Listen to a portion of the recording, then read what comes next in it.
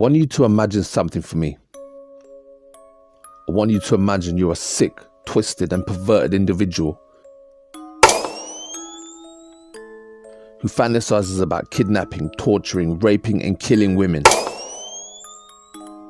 Then imagine forming a friendship with another individual who has the same, if not worse, fantasies and perversions as you.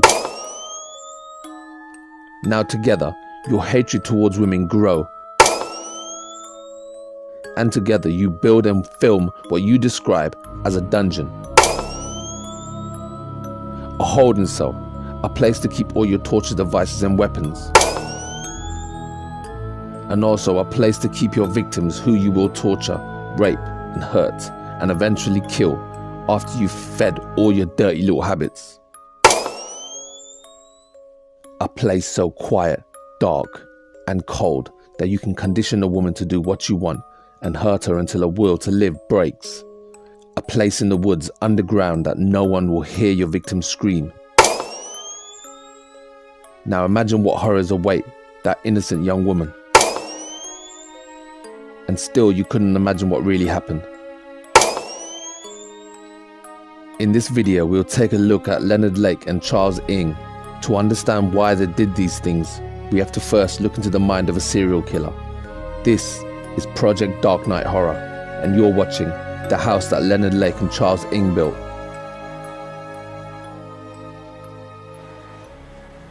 But I do feel I need to explain.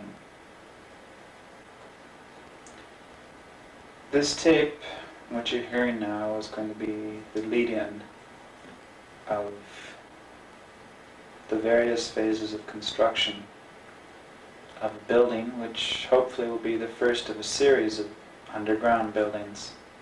The main emphasis of the building, a hidden portion of it, a secret room, if we can call it that, a cell, a jail cell if you will, and the purpose of that cell, and the main purpose hence of the building, will be the imprisonment of a young lady who probably at this moment is unknown to me. Anyone who needs my justifications or my rationalizations as to why I would want to imprison and in fact enslave a young woman.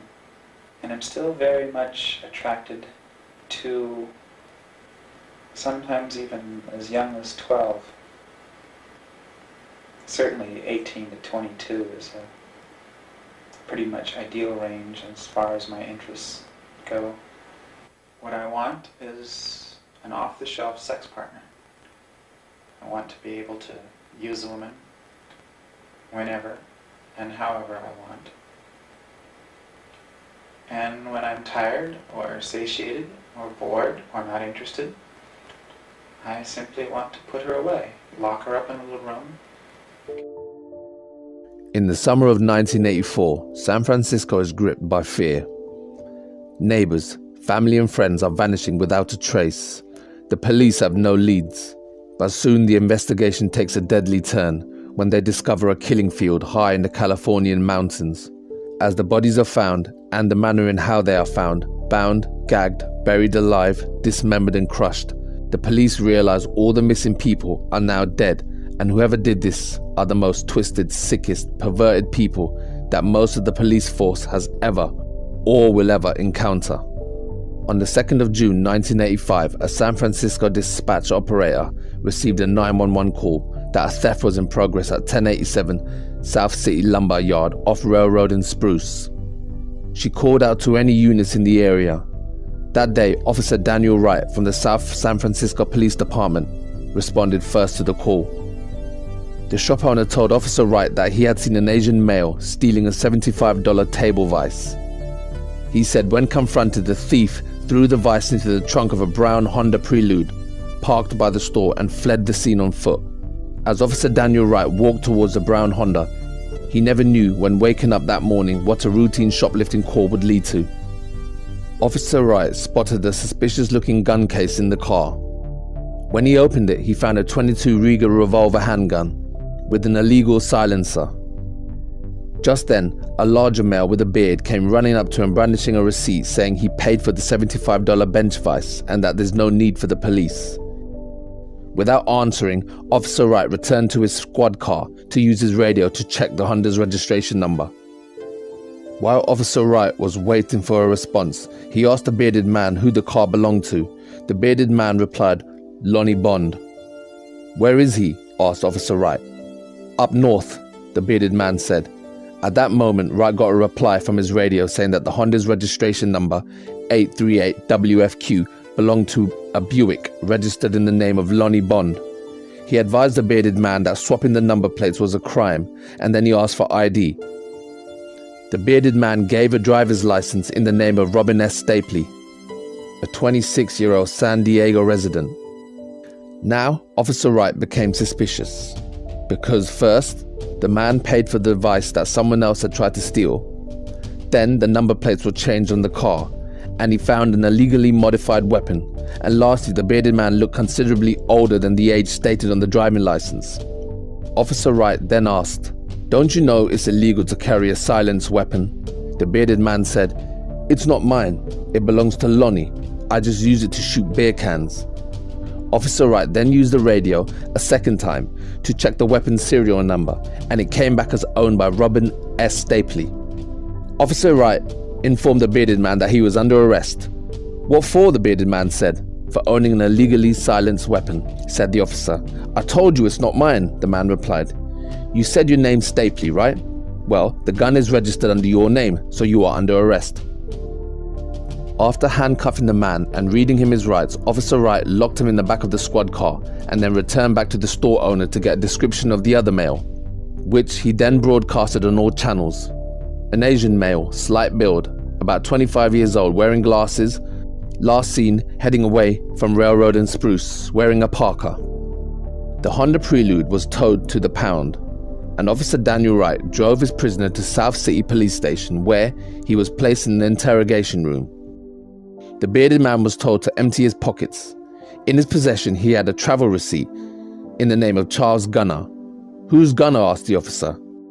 Then another officer entered and told Wright that the license plate that the bearded man swapped was registered to a man named Paul Cosner, who was reported missing to San Francisco Police Department 9 months earlier. When Officer Wright shared this information with the bearded man, he went pale. He then asked for a pen and paper and a glass of water. "Are you going to write a confession?" asked the police. "No, just a note to my wife." The bearded man asked for his handcuffs to be released. Then he scribbled a short note. This is the image of the note. The note that Leonard Lake wrote in the police station said, "Dear Lynn, I love you. I forgive you. Freedom is better than all else. I'm sorry, Mum, Patty and all. I'm sorry for the trouble. Love, Leonard." After writing this short note, the bearded man put it into his pocket. Officer Wright said, "I can deliver that for you if you want." The bearded man said, "I can't believe a lousy bench vice has brought me to this." The bearded man continued, "My friend's name is Charlie Cheetah Ing. Cheetah pronounced cheetah, Ing pronounced ing." Then he went on to tell Wright that his real name was Leonard Lake and that he was a fugitive wanted by the FBI. Without saying another word, Lake took something from his lapel of his shirt and placed it in his mouth. Within seconds, his eyes rolled backwards and he went into convulsions. Wright called for help and checked the prisoner's pulse. He was alive, but just barely. Police later discovered that Lake had taken 2 cyanide pills sewed into his shirt. At the time, the police were confused but intrigued. What could possibly make a man take his own life? Also, he was prepared. Whenever he left, he carried cyanide tablets with him, lined in his shirt or his clothes, so Leonard Lake knew that this day would come.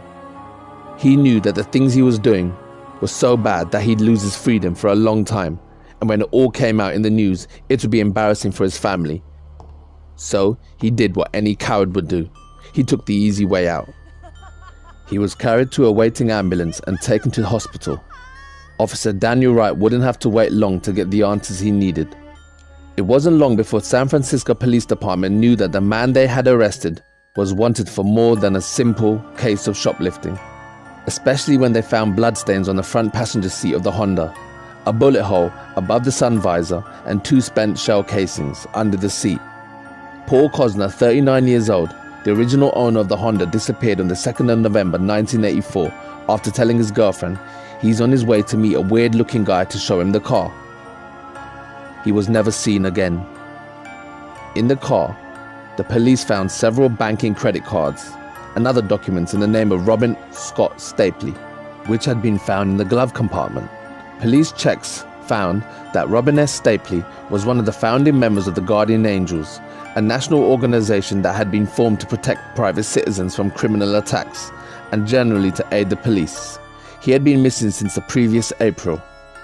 Another bank card in the name of Randy Jacobson was also amongst the property, as was a Pacific gas bill in the name of Claralyn Balaz.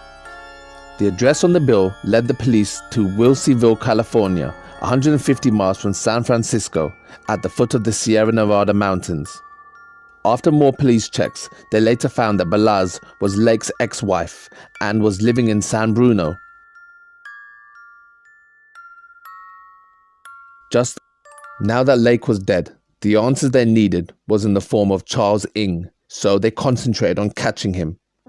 On Monday the 3rd of June 1985, 2 detectives from San Francisco Missing Persons, Tom Eisenman and Irene Brunn, went to interview Claralyn Balaz. When they asked her about the Wilseyville address, she told the detectives it was a cabin that her father owned near San Andreas by the mountains. When the 2 detectives asked for directions, she said that the cabin was in a remote location and would only be found by someone familiar with the area. In other words, the cabin was hidden, built on purpose in a location that was remote. So the detectives made arrangements for Balaz to take them to the cabin the following, as they first needed authorization from the sheriff's department there to conduct a search. So, after meeting with Claralyn Balaz and the sheriff and getting the necessary clearance, detectives Eisenman, Brunn and 2 other officers that came with the sheriff went to the cabin. Before they got there, they found out that Claralyn Balaz had been to the cabin prior to meeting them, even though the police had advised her that if she went there and moved any evidence, she'd be guilty of obstructing justice. Balaz said that she had been looking for videos that had been taken of her in the nude and only wanted to save herself from embarrassment. Now I know what you're thinking. She should have been arrested, or an officer should have remained outside the property to make sure that she didn't leave or tamper with any evidence. And you'd be right. They should have. But remember this. This was 1985, almost 36 years ago, and times are different now. So, shortly after, Balaz led them up Lou Mountain Road, and after just 2 turns, they drove past the cylinder block structure and arrived at the cabin. Straight away, the detectives looked at the cylinder block structure, which was built separately from the cabin, about 100 feet away from the main house.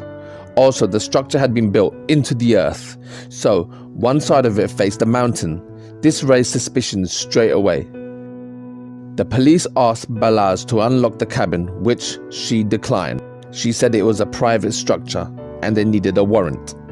So Detective Brunn and 2 other sheriff's men conducted a search of the property interior, while Eisenman and the other sheriff looked around outside. The cabin was made of 2 bedrooms, a kitchen and a bathroom. The first thing that Detective Brunn noticed on entering a room was the spray of a reddish-colored stains on the living room ceiling. One of the walls was a mural of a forest scene. In the middle was a bullet hole. On entering the kitchen, Brunn found another similar bullet hole in the floor. The master bedroom had a 4-poster bed that had electrical cords tied to each of the posts. Bolted to the corner of each of the bed were heavy-duty eye bolts used to attach something down, and a 250-watt floodlight lamp had been fastened above the bed on the wall. On one side of the bed was a dressing table, which contained an assortment of women's lingerie. Many of them were soiled with dark red stains. Moving to the bed, Brunn lifted one corner of the mattress. Below it was a second mattress. That too was heavily stained with what could only be dried, flaking blood. Returning to the front room, she was shown a television with 2 items of audio recording equipment by the deputy. All of the serial numbers had been erased. Detective Brunn later found that the audio equipment all belonged to Harvey Dubbs, a San Francisco resident who, with his wife and baby son, had all disappeared on July the 24th, 1984. The family was last seen by a neighbor who saw them talking to two men who had come to the house to inquire about audio and video equipment that Harvey Dubs had advertised in a newspaper for sale. Brunn then left the house and went to speak with the district attorney, John Martin, who, after listening to the report, agreed they had sufficient evidence. Now aware that the previous occupants of the cabin were in some way lying and were in some way involved in the disappearance of several people, detectives Brunn and Eisenman conducted a detailed search of the area, including the incinerator and the mysterious cinder block structure. They asked Balazs about Charles Ng and was told that he was an Asian male who normally hung out with Lake. When asked if she'd seen him recently, Balazs told the detectives that he had called the previous day and asked to give him a lift to his apartment to pick up a paycheck. She told the officers that Ning had packed a suitcase with clothes, a handgun with ammo, a large amount of cash and 2 IDs, a California driving license and a social security card, both in the name of Mike Komodo. After that, she drove him to United Airlines terminal at San Francisco Airport, but he had no idea where he was going. Although Balazs had spoken freely about her life with Lake, when asked for more details on her relationship with Charles Ng, she became angry and refused to answer any more questions, then demanded to speak with her lawyer. Shortly after, Balazs left the property.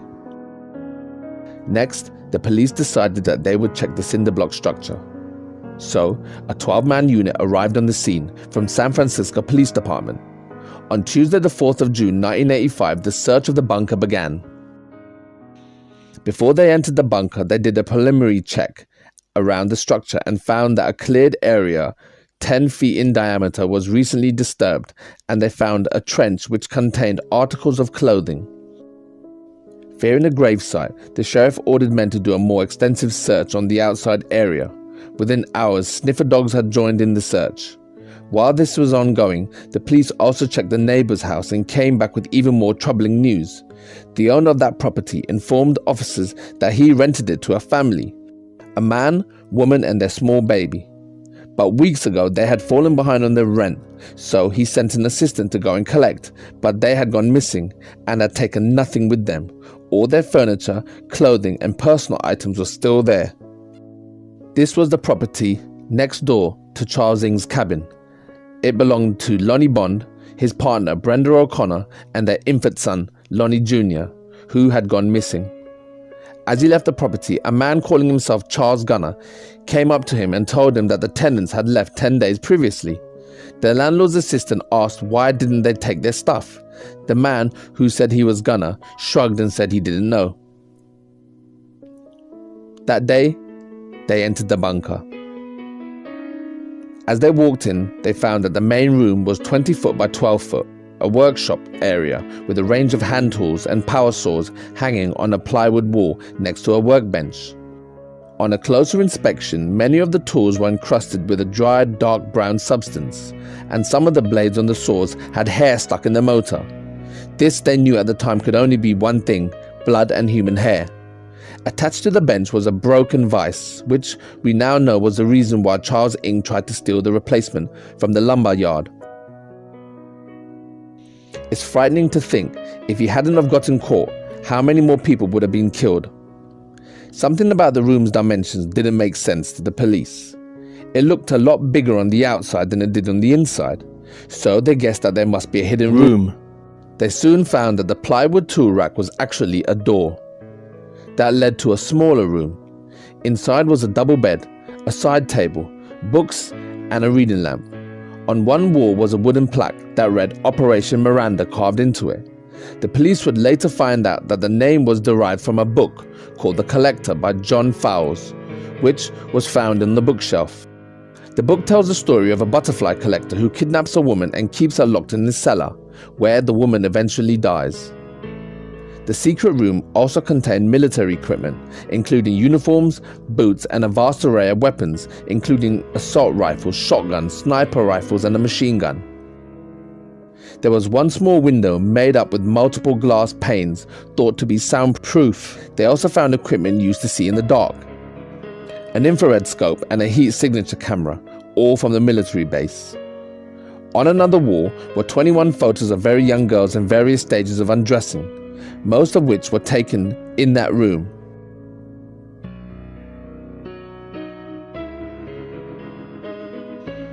In another room, the police found a diary which was written by Leonard Lake, and in it he described in chilling detail how he and Ning had raped and murdered numerous victims.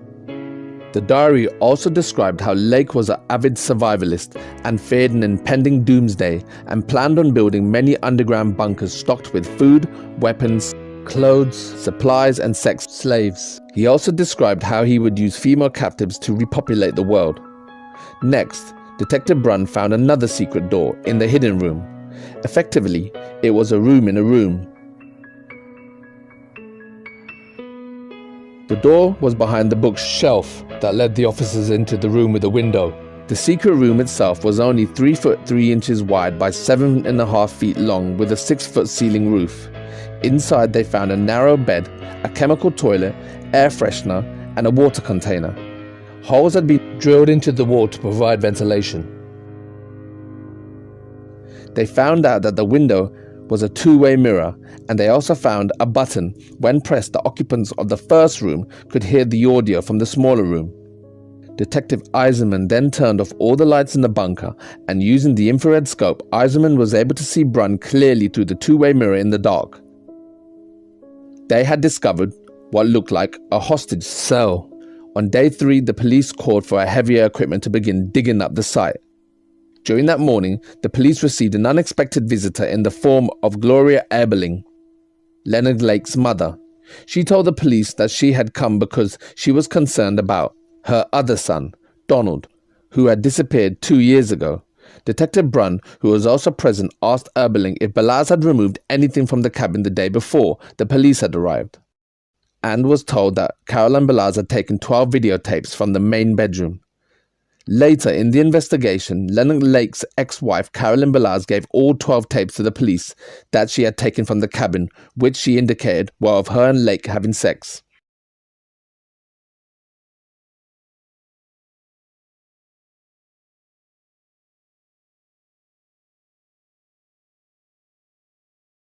Now Lake was dead.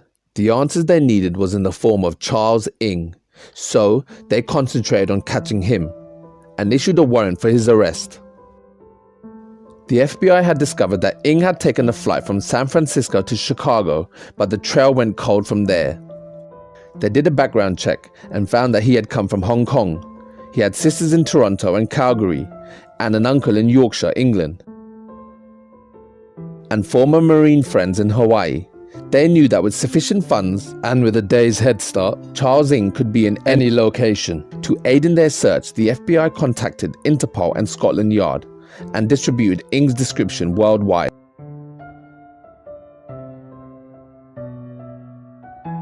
On the 4th day of the search, the police found bones.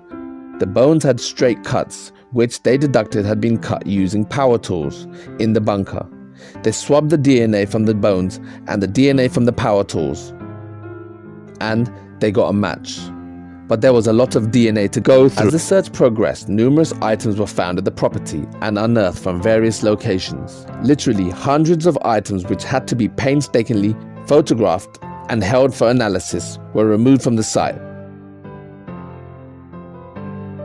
It wasn't until the 5th day that the first bodies were found.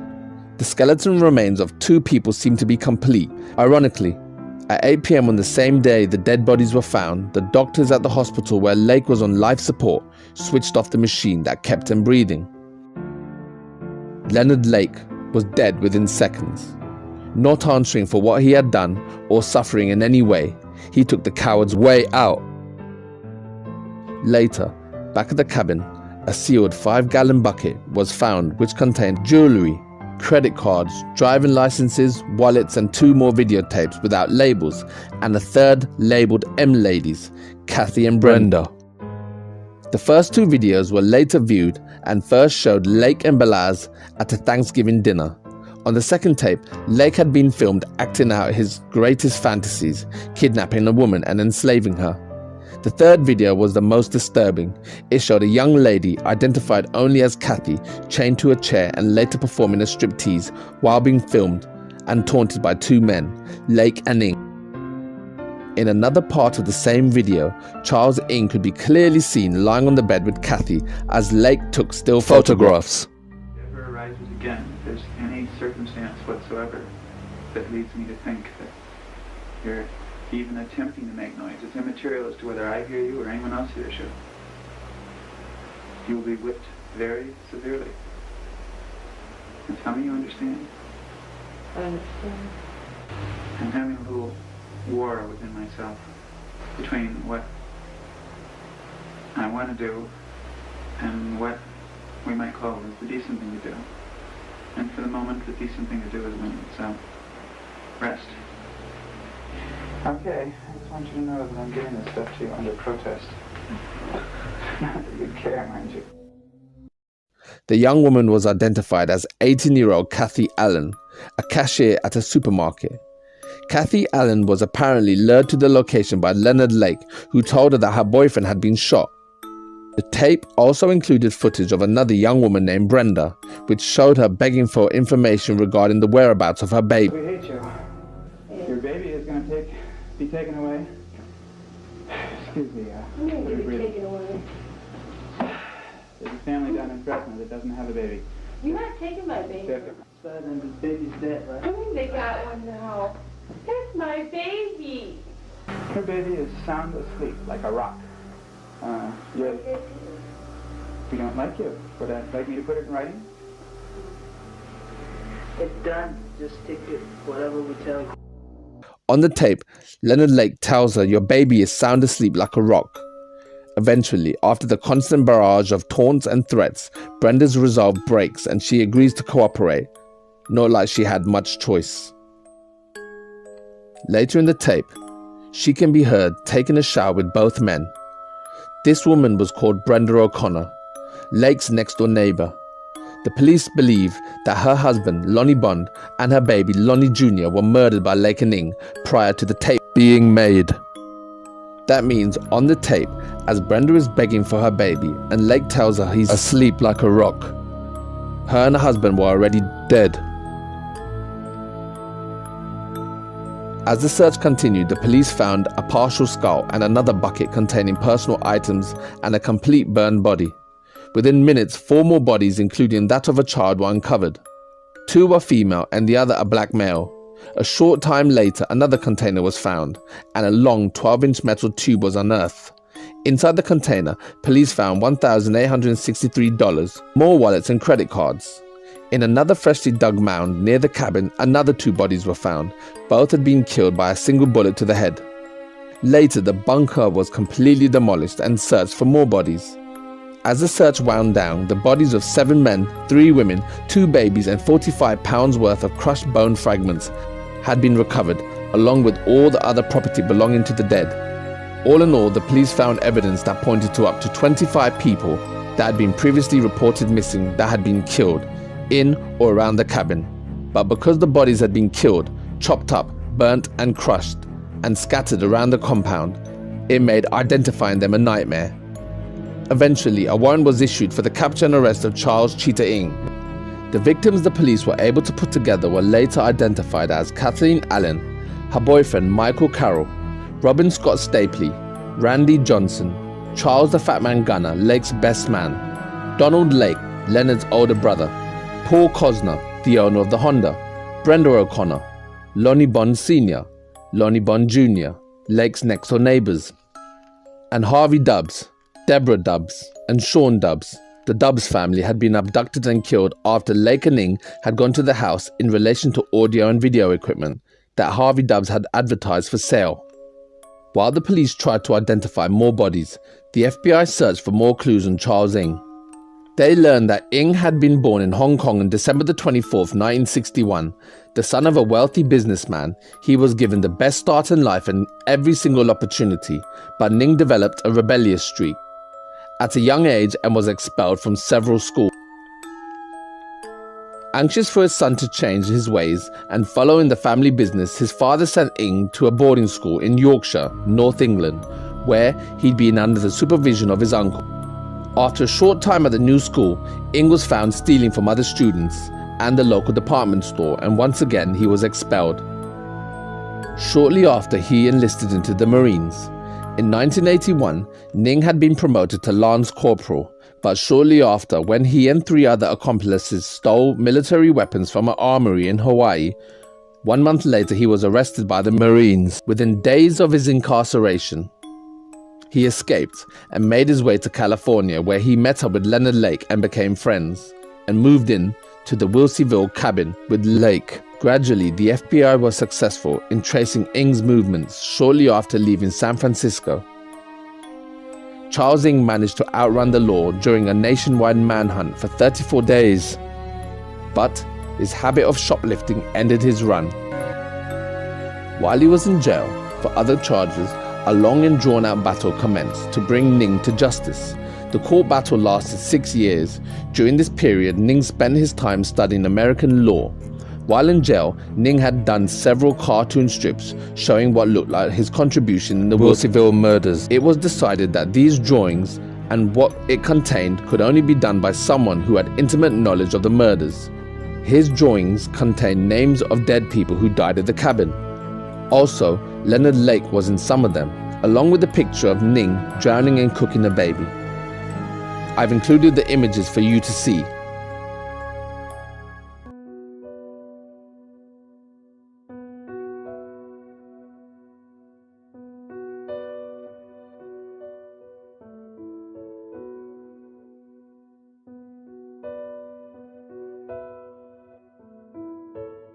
After dozens of appeals and years of hearings and what became known as the most expensive case to date, even more expensive than the famous O.J. Simpson trial, and after an 8-month trial he was found guilty on the murders of 6 men and 3 women and 2 baby boys.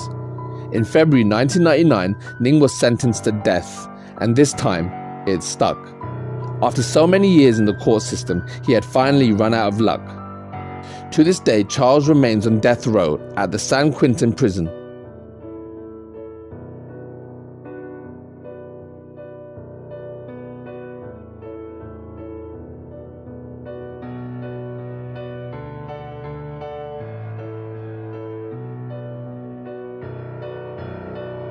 If you're still listening, then it means you're a fan of true crime and horror, and I thank you for watching the video.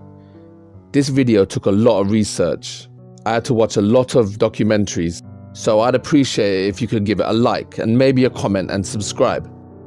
From this month, I'm going to constantly upload a lot of videos. I've got a list of topics to make, but I'm up for ideas, so send in your ideas for videos, and if they're good, I'll make one in your name. Before I go, if you're a fan of ghosts, poltergeists and demons, true crime, torture methods, or the strange, dark and mysterious told in story format, well, Project Dark Knight is the channel for you. I'm going to be uploading a lot more this month, so look out for my next video. This has been Project Dark Knight Horror, and I am the Dark Knight, signing off. Peace. Don't ever laugh as the hearse goes by, for you may be the next to die. They wrap you up in a big white sheet, from your head down to your feet. They put you in a big black box and cover you up with dirt and rock.